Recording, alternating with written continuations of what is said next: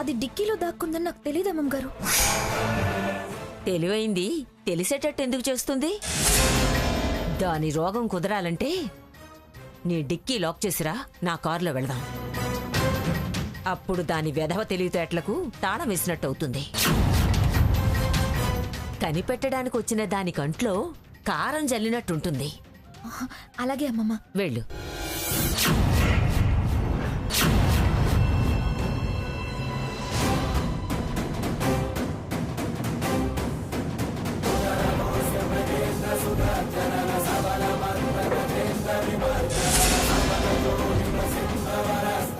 పడుండవే.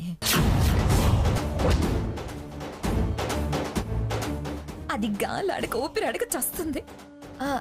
ఇంతకీ మనం ఎటు వెళ్తున్నాం? చెప్తాను.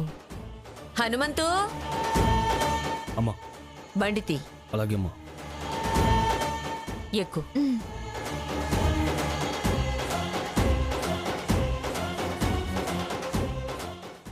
దొంగ మొహాలు నన్ను చూసినట్టున్నారు. అందుకే లాక్ చేసేసి వేరే కారులో వెళ్ళిపోయినట్టున్నారు. నేను ఒకదాన్ని తొందరపడి బయటికి చూశాను. అది వాళ్ళు చూసేసినట్టున్నారు. ఇప్పుడెలా?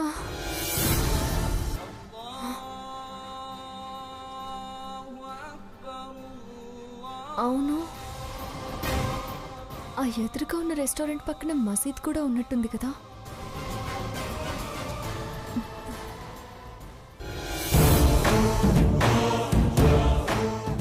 ఇంకా రావట్లేదేంటి?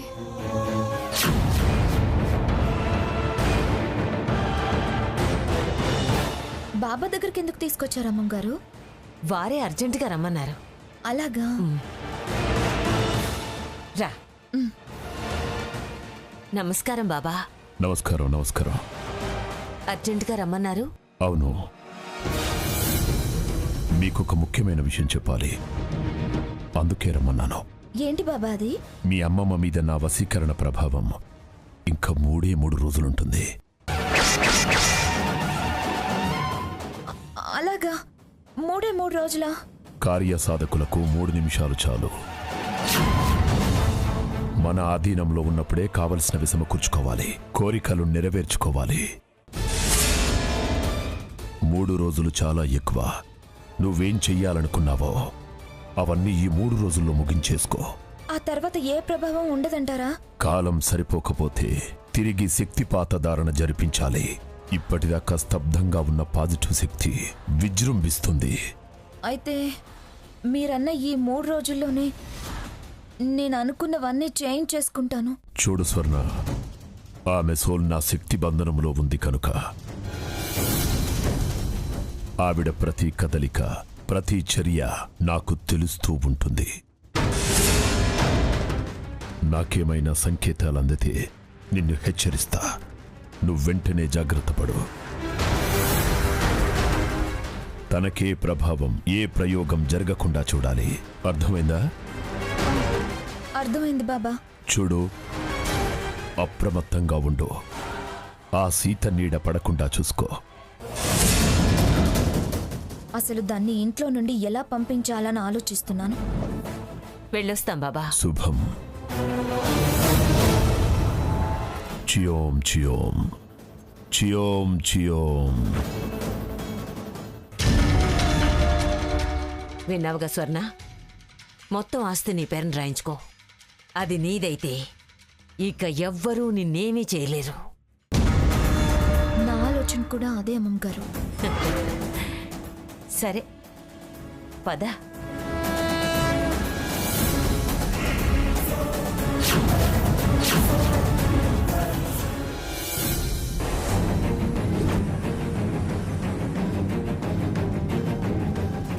అమ్మయ్య, వచ్చినట్టుంది. బాయ్ అమ్మమ్మ.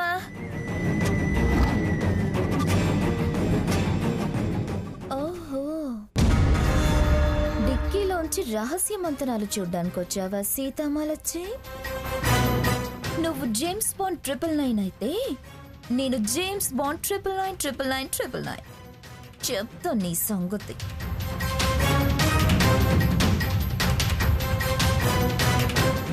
డిక్కీలో డిక్కీలో దాక్కుని కనపడతావా? ఇప్పుడుంది చూడు నీకు ముందు ముందు. నీ ఒళ్ళు హూనం అవ్వాలి, హాస్పిటల్లో జాయిన్ అవ్వాలి.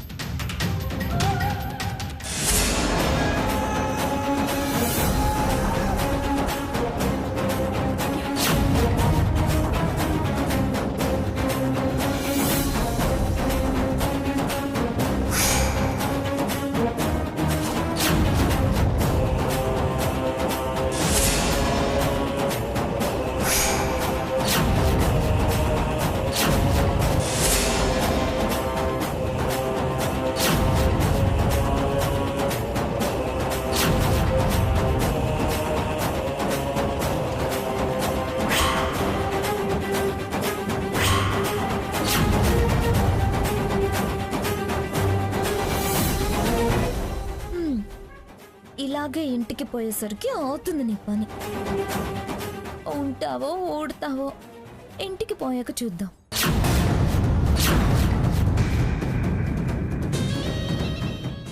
ఉందా పోయిందా? సౌండ్ కూడా వినిపించలేదు.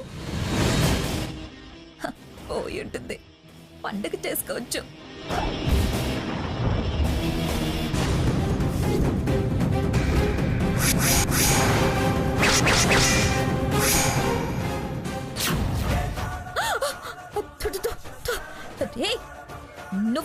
నువ్వేంటి డిక్కీలో గూఢాచారివా?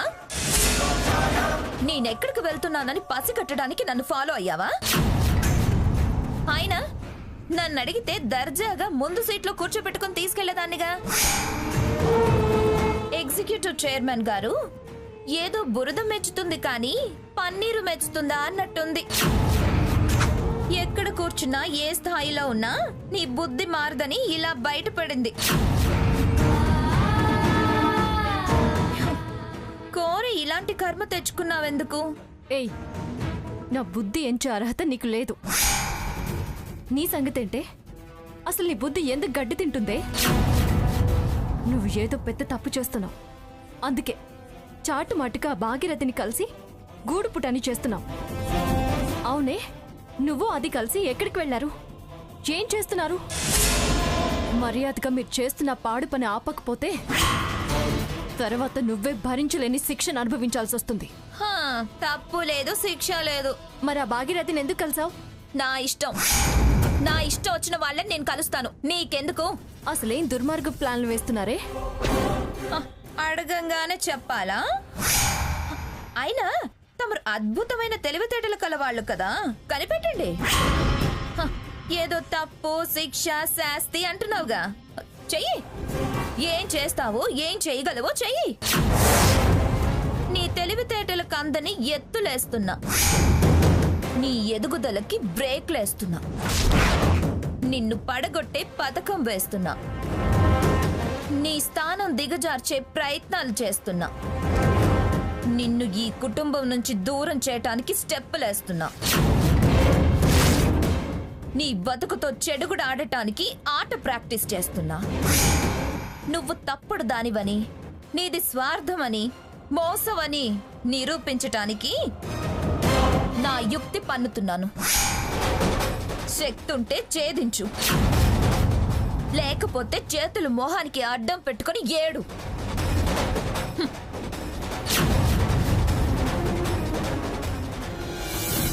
వాళ్ళు నేను డిక్కీలో ఉన్న విషయం గమనించినట్టున్నారు రఘు. అందుకే ఒక చోట ఇది కారు ఆపింది. అక్కడి నుంచి భాగీరథి కారులో బయలుదేరి ఎవరినో కలవడానికి వెళ్లారు. నేను స్వర్ణ నంబర్ ట్రాక్లో పెట్టి జీపీఎస్లో చూసా. కానీ వాళ్ళు కారు మారిన తర్వాత ఎక్కడికి వెళ్ళింది తెలీదు. ఎలా రఘు? వాళ్ళిద్దరు కలిసి ఎక్కడికి వెళ్ళింది, ఏం చేస్తుంది తెలిస్తేనే గాని మనం ఫర్దర్గా ప్రొసీడ్ అవ్వలేము. ముందు నువ్వు స్వర్ణ ఫోన్ తీసుకునిరా.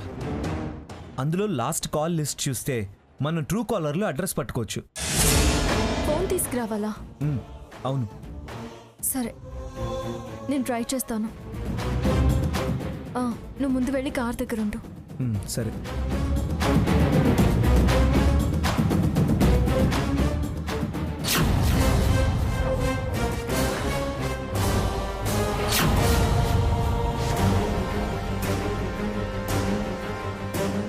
సీత, ఇదే మసీదు, అది రెస్టారెంట్. అవును రఘు, నాకు నమాజ్ ఇక్కడి నుంచి వినిపించింది. వాళ్ళ రెగ్యులర్ మీటింగ్ పాయింట్ ఈ రెస్టారెంట్ అన్నమాట. మనం అక్కడికి వెళ్ళి ఎంక్వైరీ చేస్తే మనకి ఏదైనా క్లూ దొరకొచ్చు. పద రఘు. పద.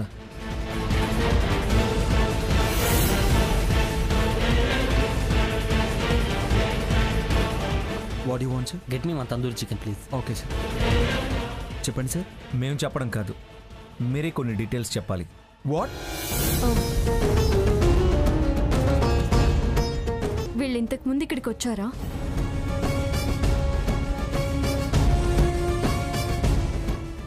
రెగ్యులర్గా వస్తుంటారు. అప్పుడప్పుడు ఆ టేబుల్ రిజర్వ్ చేస్తారు. రేపు కూడా ఆ టేబులే కావాలని రిజర్వ్ చేసుకున్నారు. అలాగా? అవును మేడం. మేడం, మీరు పోలీస్ డిపార్ట్మెంటా? కాదు, సిబిఐ. ఇలా వచ్చి వివరాలు అడిగినట్టు ఎవరికి చెప్పొద్దు. అలాగే మేడం. సరే పద.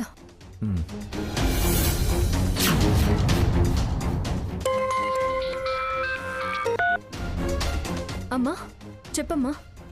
అమ్మ సీత, నేను సిద్ధాంతి గారిని కలిశాను. వారు గ్రహశాంతి హోమం, దుష్ట నివారణ హోమం చేయాలి అన్నారు. అమ్మా, అమ్మమ్మ గారు ఇప్పుడు హోమాలు చేసే పరిస్థితిలో ఉన్నారా? అదెలా సాధ్యమవుతుందమ్మా? తప్పదే. బాబాయ్ గారికో మీ అత్తయ్య గారికో చెప్పి తీసుకొచ్చేలా చూడమని చెప్పు. రేపిక్కడ హోమానికి ఏర్పాట్లన్నీ నేను చూసుకుంటాను. సరేలేమ్మా, నేను అత్తయ్య గారికి తాతయ్య గారికి ఈ విషయం చెప్తాను. ఉంటాను. ఏంటి సీత, ఏదో హోమం అంటున్నావు? నేను సిద్ధాంతి గారిని కలిశాను. వారు గ్రహశాంతి హోమం, దుష్ట నివారణ హోమం చేయాలి అన్నారు. రేపిక్కడ హోమానికి ఏర్పాట్లన్నీ నేను చూసుకుంటాను. త్వరగా పద.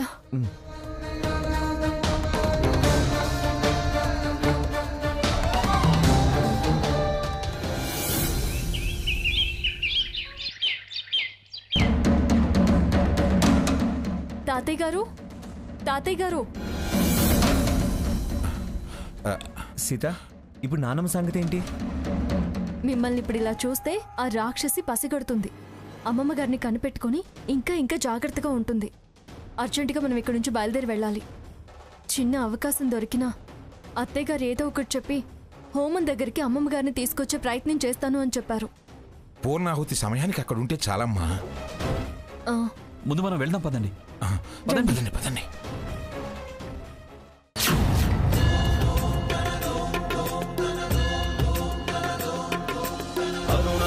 స్వర్ణోదయ దీప్తిం అఖిల భువన చైతన్య ప్రసారం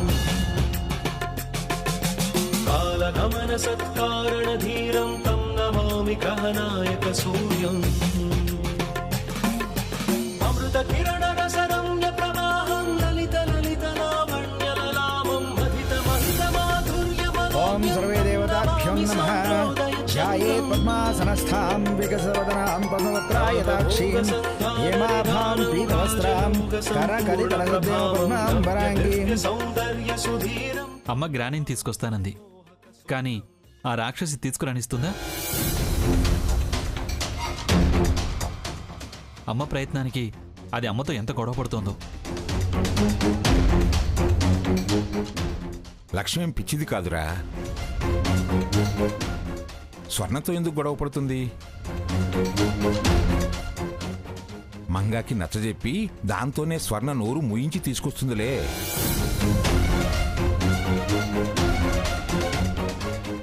అయ్యా, హోమం ప్రారంభిద్దామా? పెద్దావిడి క్షేమం కోరి చేసే హోమం, వారు రావాలి కదండి. అమ్మా, ఎవరి పేరున శాంతి హోమం చేయిస్తే వారే రావాలని లేదు.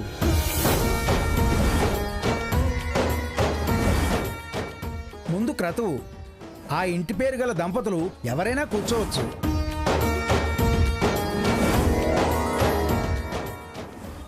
లేదా ఆవిడ గారి భర్త, పిల్లలు, మనవలు, మనవరాళ్ళు, ఆఖరికి స్నేహితులైనా కూర్చోవచ్చు.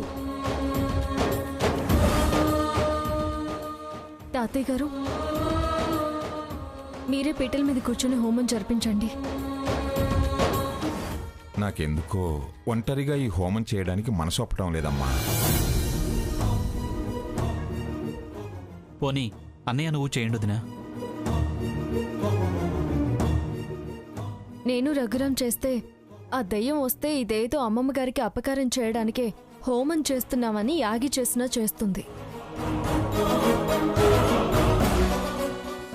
యజ్ఞం మొత్తాన్ని రసాబస చేస్తుంది.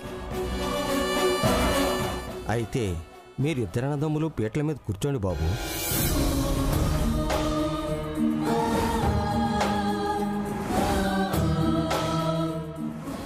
అయితే మీరిద్దరు అన్నదమ్ములు పీటల మీద కూర్చోండి బాబు.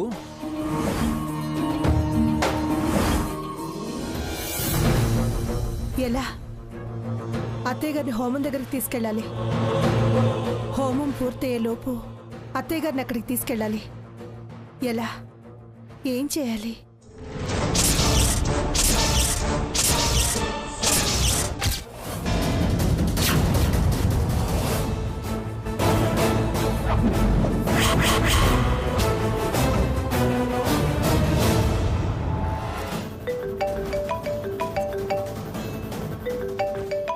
స్వర్ణ బయటికి వెళ్తే బావుండు. భగవంతుడా, తన్ని బయటికి పంపించి నాకు దారి చూపించావు. హలో బాబా గారు, చెప్పండి. ఎక్కడున్నావు? ఇంట్లో మా అమ్మమ్మ దగ్గర ఉన్నాను. నాకేవో నెగిటివ్ సిగ్నల్స్ వస్తున్నాయి. ఏదో దైవశక్తి ఆవిడ్ని తన దగ్గరికి రమ్మని సంకేతాలు పంపుతుంది. నువ్వు అర్జెంటుగా బయలుదేరరా. నీకు మహిమగల మంత్రం ప్రాణప్రతిష్ఠ చేసి ఇస్తాను. ఆ దైవ సంకేతాలు దరిచేరనివ్వను. అలాగే బాబా, అయితే నేను వెంటనే బయలుదేరొస్తాను. ఉన్న పలాన ఇక్కడున్నట్టు రావాలి. చాలా అర్జెంటు. అలాగే బాబా.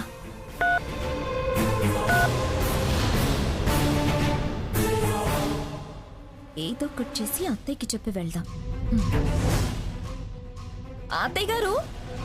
ఏంటి స్వర్ణ? నేను అర్జెంటుగా బయటికి వెళ్ళి రావాలి. కాస్త అమ్మమ్మని కనిపెట్టుకొని ఉండండి. నేనా? అవును, మీరే. అవును, ఎందుకు నేనా అంటున్నారు? నన్ను చూస్తేనే అత్తయ్య గారు ఈ మధ్య విరుచుకు పడుతున్నారు. ఏం పడరు, నేను చెప్పి వెళ్తానుగా. అమ్మమ్మ, నేను కాస్త క్లబ్ దాకా వెళ్ళొస్తాను. అత్తయ్య గారు ఉన్నారు. ఏం కావాల్సి వచ్చినా అత్తయ్యని పిలవండి. అలాగేనే, త్వరగా రా. నువ్వు లేకపోతే నేను ఉండలేను. అలాగే అమ్మమ్మ. చెప్పానుగా, జాగ్రత్తగా చూసుకోండి.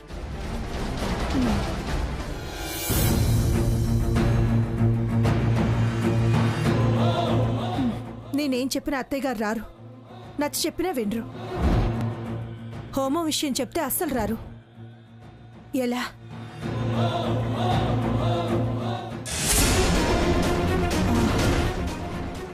ఈ నిద్రమాత్రలు వేస్తే ఎలాగైనా తీసుకెళ్ళొచ్చు. భగవంతుడా, నా తప్పును మన్నించు. అత్తయ్య గారు, ఈ వాటితో మీకు ఆవహించిన అదృష్ట శక్తి ఏదో వదిలి వెళ్ళిపోవాలి. మళ్ళీ మీరు మునుపట్లే మారాలి. ఈ ఇల్లు కళకళలాడాలి. తప్పదు. పాలలో కలిపిస్తే కనుక్కోలేరు.